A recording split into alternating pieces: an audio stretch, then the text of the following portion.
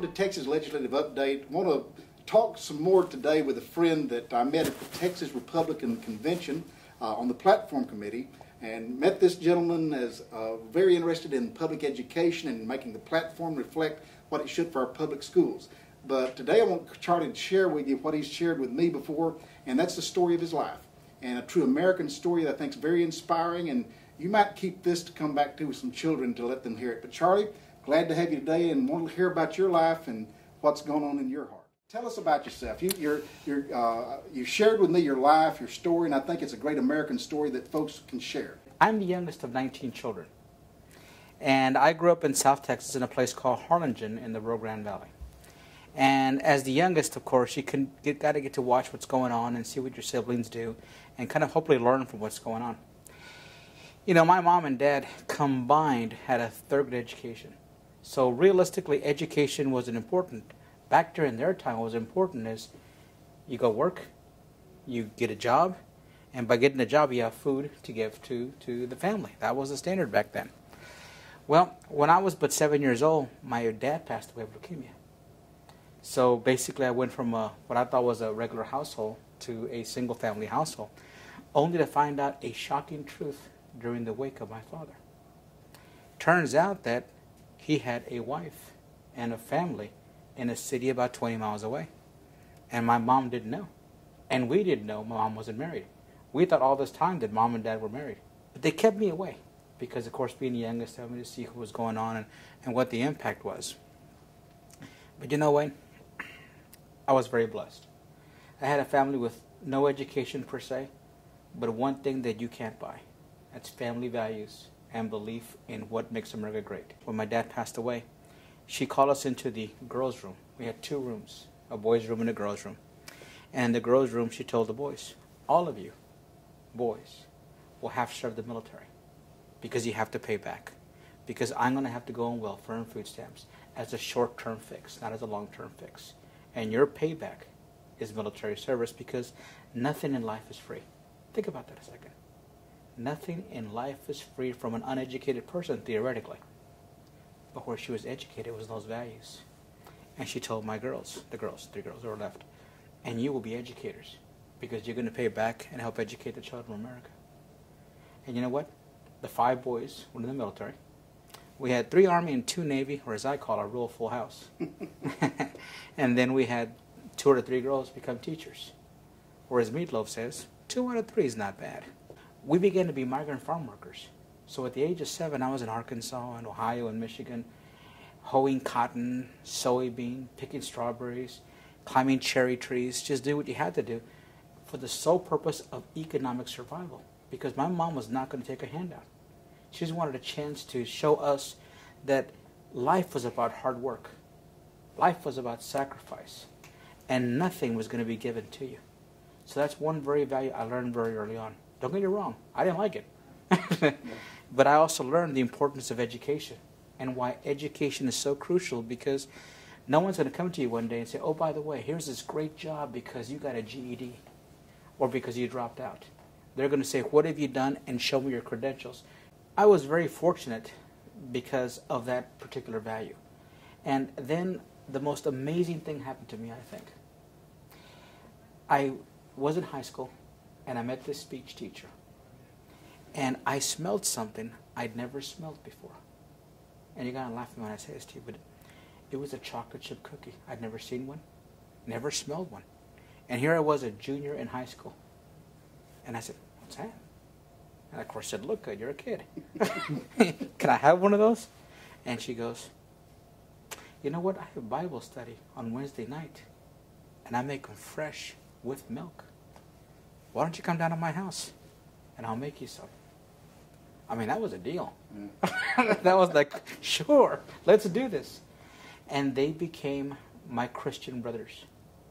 And it's kind of funny to call a teacher a brother, but I mean, she really was, because her husband and her took me under the wing, gave my first Bible, and taught me the importance of Christianity and accepting God in your life. And that was a huge, huge milestone. In fact, we still talk today because she was that kind of a role model to me. But again, I learned there the importance of what makes you a good person is not necessarily that credential I spoke of earlier, but your character. Character counts. Your success will depend on your reliance and belief in the Lord our God. And without Him, effectively, you're nobody. My mom was trying to put the two girls through college to become teachers, and it was my turn to go to school, and I couldn't afford it. And I applied to the U.S. Naval Academy, and I actually got a nomination from someone called Senator Tower. Okay? And I actually got a second nomination from, back then, Congressman Charlie Garza, who was the South Texas congressman back in those days. And it's unusual to get a dual nomination to the Academy. But I had a brother in the Navy, and he said, you know what? You have to go enlisted to show that you can do the work before you become a leader, because if you're always a leader, they're going to say, oh, there's that guy with a silver spoon in his mouth who's never worked a hard day in his life. And that made so much sense to me, going back to the values of hard work. So I turned the Academy down, thinking, I can always go back, go enlist, and do what I need to do. I had a fantastic Navy career. And if I were young, and with the Lord's blessings, I'd do it again in a heartbeat. I was what's called in military terms, the TSCO. And in English means the Top Secret Control Officer. I was in charge of all the top secret information for the U.S. Submarine Force, including NATO, atomic, atomal, and cosmic, which are accesses within the top secret clearance. And I had SCI, which is compartmental information, which less than 1% of the government ever has. And here I was, and I was reminded daily, that's the job John Walker had. And when I was brought up to the Office of the Admiral, he said, this job decimated us. And now you're in charge to brief whoever asks you to brief them because of who you are and what your access is. And I was so fortunate to meet so many great people, work with the Congress, and I had the advantage and opportunity to work with, I think, one of your heroes, Wayne. Right. Okay? And that'd be President Reagan. And it was amazing to be able to be in his company. And I would kind of pinch myself saying, here's a kid, youngest of 19, growing up with nothing. And here I am in the company of presidents. And that's just, humbling even now. In fact, it kind of brings tears to my eyes still, thinking about that, because I recall when he passed away, I so wanted to go to D.C. and I wanted to pay respects to him. And at the time, I was the director of students for El Paso Community College, and the vice president goes, Charlie, if you go to a 3-hour flight, assuming you get a pretty close direct flight to Washington, D.C., everyone's going to be there. You're going to be in line for a couple, 3 hours at least. You're going to get about a 2-minute viewing, and then you're going to go on, and and it made so much sense. He goes, do this. Once he's interned, go visit him and go pay respects when you can do it on your own privacy and do what you got to do. That made so much sense, so I actually watched the whole thing on TV like most of us did and just kind of kept thinking to ourselves, wow, will there ever be another Reagan? Yeah. Share with us, Charlie, you've shared with me before, you were the person that walked in once a day to Ronald Reagan's Oval Office and delivered the top military information. And share with us about your time there, but especially about your leaving and the testimony of what happened from that and what you continue to use that experience in children's lives. I was told as a little child, you're a Democrat. Never told why. I was told you're a Democrat, so therefore, I'm the only person in the country who admits voting for Jimmy Carter in 1980 because I didn't know any better. So of course you do what you have to do. Well, when you got to meet him, you were just in awe because everything you see in TV, everything you hear about him, is that man and then some. Ronald Reagan. Yes, yes. And on my last day there, I was just so struck, and I guess it first hit me, oh my goodness. I'm going to leave, and so I kind of took a scratch paper out of my pocket and started jotting down notes to say thank you to him. And I really wasn't focusing on what was going on, because how do you tell a man that he's influenced your life without sounding just horrible in doing it? It's just one of those things. How do you make that transition? So it's kind of writing notes and thinking, how do I say this and how do I say that? And kind of jotted notes down. But like any other person, cowardness kicked in. I put it in my pocket and said, I can't give this. Wouldn't be appropriate to do that. So the president comes and goes, is this your last time here? I said, yes, sir, it is. He goes, I saw you not being you. You were kind of jotting notes down. And I said, yes, sir, I was. May I ask what that was? And I was taken aback by that. I mean, geez, Louise, this is the President of the United States asking you a question like, pay attention to what's going on. And I said, well, sir, truth be known is I actually was writing like a thank you note to you and didn't quite know what to say. And I was trying to put my thoughts together to hopefully be able to either tell you or put it in some kind of script where I could write it to you. And he kind of smiled and he said to me, may I see it? And I was like, sir, may I see it? And I said, yes, sir. Reached down the pocket of my suit and I gave it to him and left and thought nothing of it.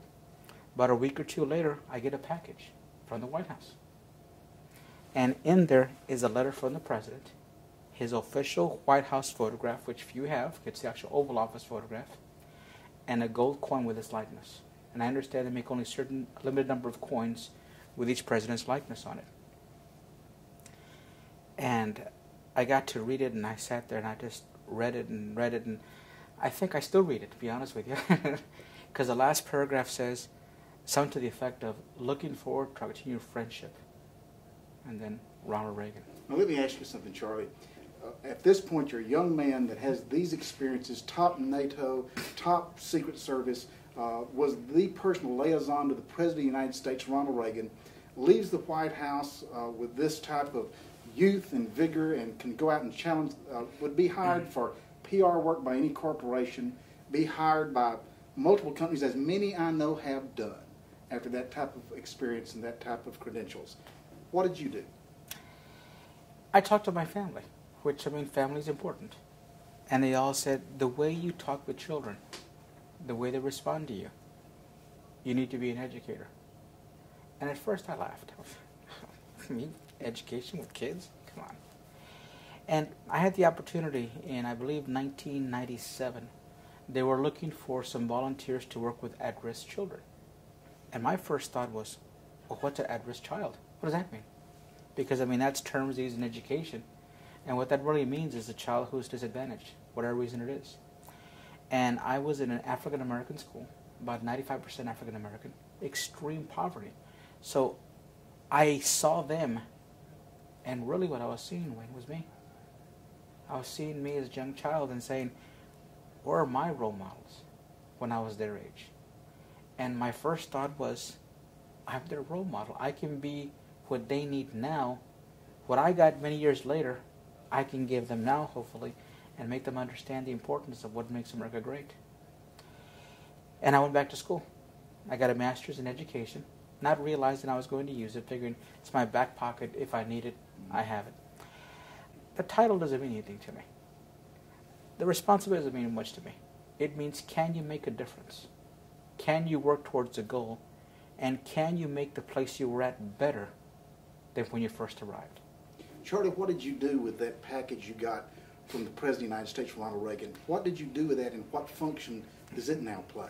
Well, the truth of it is I have a binder originally of just memorabilia collected from all kinds of individuals, because I worked with several members of Congress during the time that I was there. And in there was the President picture and this letter. And my sister-in-law was once going through my stuff and goes, I can't believe you have this in a binder. And she works for Fort Bliss, and she frames stuff for a living. And unbeknownst to me, she pulled it out, took it to her shop, and took this and made this huge colossal frame that's just amazing that I couldn't describe. And in there also includes the commissioning of the USS Ronald Reagan, where Nancy Reagan is breaking the champagne bottle saying, I christen thee Ronald Reagan, and next to her is President Bush in that same picture. And I was there at that ceremony as well. So she put it all in one big collage, and I have it in my office for my kids to see. Tell about for your kids to see. Yes. And what do you tell them when you do that? That anything's possible. That no matter what your outcome is, no matter what your strife may be, if you believe and if you're willing to work, you can make a difference. Thank you for tuning in this week to the Texas Legislative Update. I hope you're as inspired as I am and excited of what we as America is, and make sure we retain being for the future for our children what Charlie Garza has shared with us this week, a true American story.